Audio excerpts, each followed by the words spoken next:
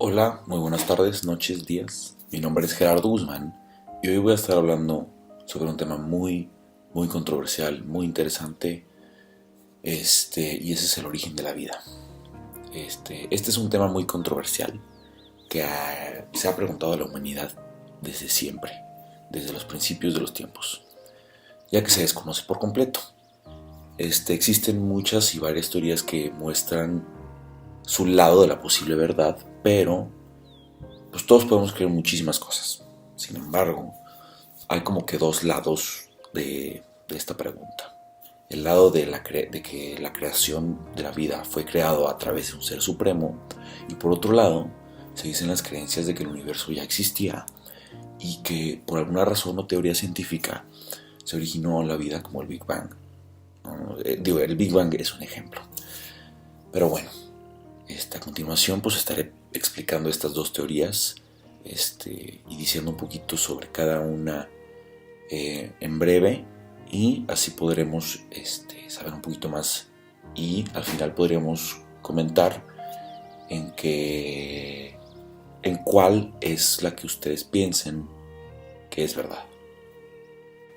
El origen de la vida fue creado a través de un ser supremo. Un filósofo griego llamado Platón seguía y proponía demostrar la existencia de Dios. Él proponía estas dos razones: el orden y el movimiento. Con estas razones, pues él trataba de explicar la idea de la creación, ¿no? Se decía que el universo fue creado por el demiurgo.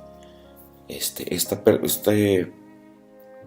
Dios se encargaba de ponerle inteligencia al mundo, y lo hizo plantando un alma, que con esta alma también fabricó dicho universo.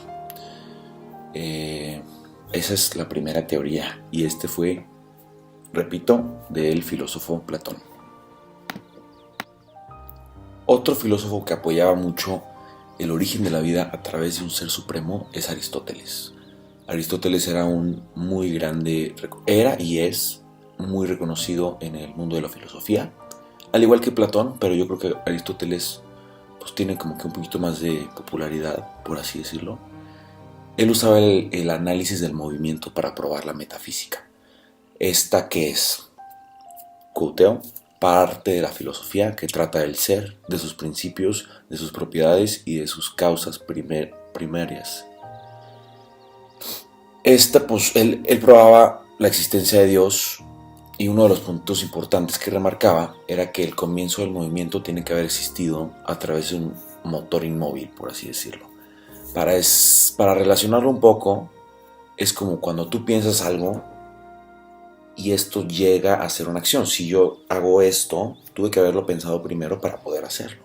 Entonces, tiene que ir mucho más allá. Y otro punto que es muy importante, que también él dijo, también lo citó: todo lo que está compuesto de acto y potencia tiene que provenir de una realidad que está en acto puro.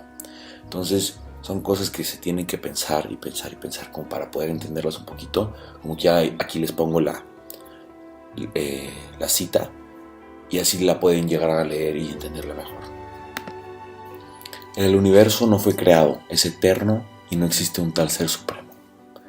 Ernst Richter en 1865 planteó la teoría de la panspermia, y propone que en el universo pues iban atravesando varios rocas, meteoritos, y restos del universo, como se le dicen, polvos cósmicos, y estos iban viajando, y conforme llegaban a la Tierra se atrapaban gracias a la gravedad. Chocaban con la Tierra y se quedaban ahí gracias a la gravedad. Y se dice que estos materiales tenían la capacidad para poder generar vida y generar por lo que es nosotros hoy, ¿no? Nuestro cuerpo y nuestro ser. Otra teoría es la generación espontánea. Esta teoría tiene muchos años, que por cierto ya se pudo comprobar que no es cierta, pero también fue una teoría. Y esta decía que con los materiales que ya existían en el mundo, con estos materiales se pudo generar la vida. Y como les decía, ya está comprobada que que no puede existir esta teoría. Y por cierto, el médico italiano Francesco Redi, él intentaba probar que la materia inerte, que por cierto inerte significa que carece de vida, no genera vida, sino que la atrae.